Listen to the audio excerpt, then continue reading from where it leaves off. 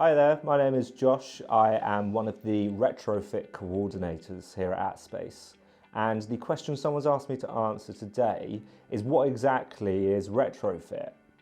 So retrofit is, by definition, the process of installing energy efficiency measures into a property to increase the energy performance of a building.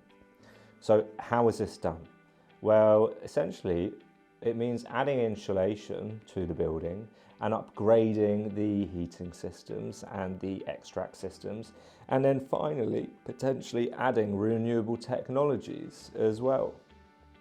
Thank you for watching this video about retrofit.